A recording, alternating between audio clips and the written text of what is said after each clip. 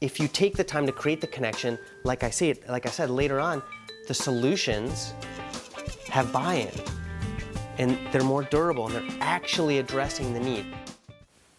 Hi, I am excited to share with you the most overlooked insight for how to prevent and resolve conflicts, as well as a key distinction that when we don't make it, easily gets us in trouble, and we find ourselves in a conflict and sometimes wondering why or how did it happen.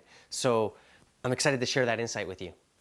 I've been a student of Marshall Rosenberg's process, Nonviolent Communication, since 1995, and he named it Nonviolent Communication because he wanted to align himself with Gandhi's movement of truth-telling and compassion.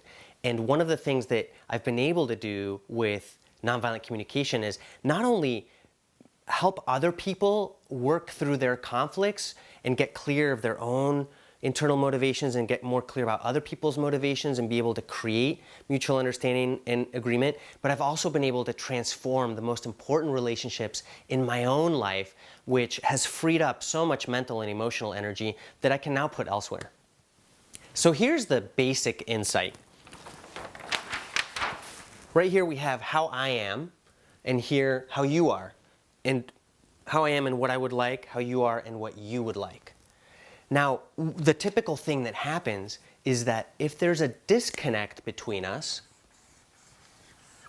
the tendency is to jump to a solution or a strategy. Now, you see this in all kinds of contexts. For example, in the workplace. Okay, fine, boss, I'll take on that project. Or in parenting. Oh, don't worry, honey, daddy will buy you a new one. And in all kinds of contexts, when we have a disconnect, we tend to jump to fix it, and it gets us into trouble. And one of the reasons it gets us into trouble is because whatever solution we come up with often does not attend to all the needs involved. And the reason for that is that we haven't taken the time to find out what the needs are. You know, what is truly deeply important to each of the parties in creating a sense of understanding. It doesn't mean agreement, that means just understanding, so that we can find the common ground and see if we can come up with a solution that can attend to the needs of everybody involved. So what I would suggest that you do instead is take some time here and create connection. And what that means is taking some time to surface what are the needs and the values of the people involved. Once you develop a certain level of mutual understanding, then by all means, you can problem solve and strategize. Because ultimately, if we're connected here, then our solutions become collaborative. Now, once we create a certain quality of connection here, we're on the same team to problem solve. So the process becomes collaborative, but also the solutions are totally different. First of all, they're much more likely to contribute to the needs of everyone involved because we've taken the time to surface those needs. But they're also more durable solutions, and they're also solutions in which we have buy-in from the people involved. Think about how many projects, how many initiatives just fall apart, they break down because we didn't take the time to create buy-in from everybody involved. And when you don't have buy-in, that reduces team morale. You find people dragging their feet. You find people resisting the solution because either they weren't on board or they didn't trust that their needs mattered because time wasn't taken for them to really be heard. So we take time to hear people out and surface the needs, and then we can go to strategizing. I'd love to give you a couple examples. So one example is when I was invited to mediate in a nonprofit, and one of the people in this circle started speaking, and she shared a very clear observation, how she felt about that, and then what was important to her about that. And then she started crying, and then she shared another observation and a feeling and another need, and this time she was really bawling. Now, before she was actually done, somebody else chimed in and they said, oh my gosh, you know, this person's just full of compassion. Oh my gosh, what could I possibly do to make things better for you? What can I do to contribute in this situation? And before that person was done, somebody else chimed in. Hey, what happened to us as an organization, as a system, something fell through the cracks and we need to figure out what that was so that it doesn't happen again. And at that point I stopped them and I said, hold on, pause. And I turned to the first person who had spoken and I said, was there something that you were wanting from the others in relation to what you shared? And immediately she said, oh no, I was just wanting to be heard.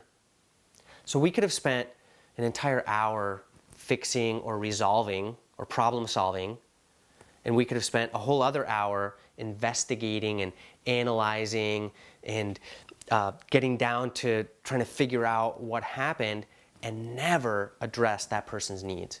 So what that person wanted more than anything was just to be received and to be heard for what was happening for her. So what I did in that moment is I asked for a volunteer to tell her back what they heard, and once they did that, she got confirmation that she was heard and the meeting was able to go on. So we didn't need to spend 2 hours on some strategy or solution that wasn't actually meeting the needs. So it was really important just to surface what exactly was she wanting in relation to what she shared. So what this insight here really brings to the fore is a key distinction. And this is the key distinction between needs and strategies. And by needs, I'm referring to universal human needs. So core human motivators. And these are the conditions necessary for life to thrive in you and in me. So things like trust, connection, intimacy, creative expression, autonomy. These are beyond survival needs. They include survival needs, air, food, and water. We're not going to thrive without those being met. But then beyond that, what do we really need to thrive as human beings? And what you'll find is that if you can take any conflict and strip it down to that level of universal human needs, now we actually see each other as human beings and we can relate to each other's humanity, and it's much easier to solve and resolve conflicts when we see each other as human beings and we recognize that we have the same needs. So I'd like to give you an example of this distinction between needs and strategies.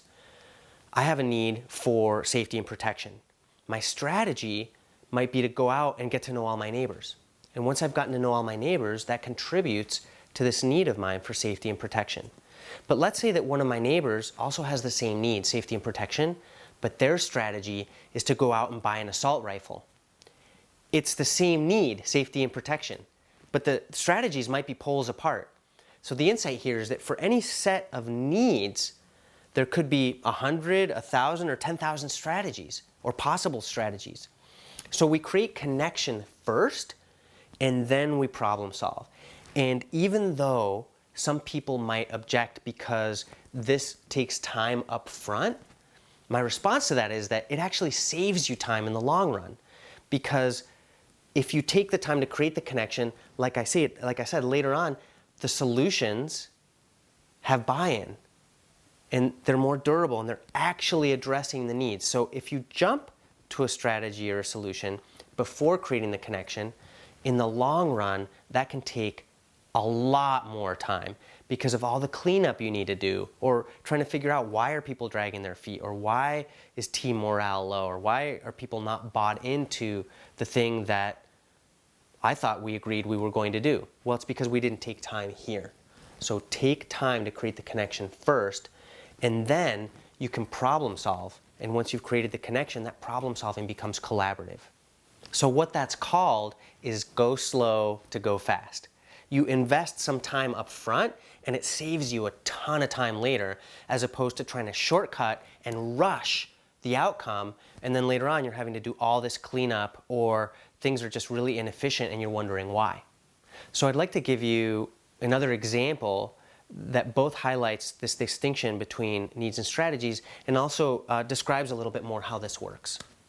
Imagine that I've come home at the end of a long work week from traveling and teaching and coaching and all the things that I do, and I come home and my partner greets me at the door, and she's a little bit more dressed up than usual, and she says, "Surprise! I got us a babysitter and let's go out to dinner and see a movie." And I'm thinking, that's the last thing I want to do. I actually just want to lay on the couch for about 2 hours, and then anyone can talk to me, but don't talk to me for 2 hours. So on the surface level, it appears there's a conflict. Going out to dinner and seeing a movie versus Alan vegging out on the couch. But let's say that we start to get curious and I ask her, so, well, if we went out to dinner and saw a movie, what would that give you? Or then what would you have? And it turns out that it would be fun and connection and some downtime. And I can relate to those because I have the same needs. Those might not be up for me at this moment. Well, downtime would be. But then she gets curious and she asks me, so, tell me more about laying on the couch for a couple hours. What would that do for you? And it turns out that also downtime and relaxation, essentially self-care and self-nurturance. So now that we can relate to each other based on the needs, now we can start to get creative. So how could we meet your needs for downtime and my needs for connection and fun? So now we can really start to explore what could meet all the needs. And that's where the creativity of the problem solving comes in, but at least now we're on the same team because we want all the needs to be met. Let me go on a short little tangent here about this because it's so key. When you spend some time here, you're creating a high quality of connection.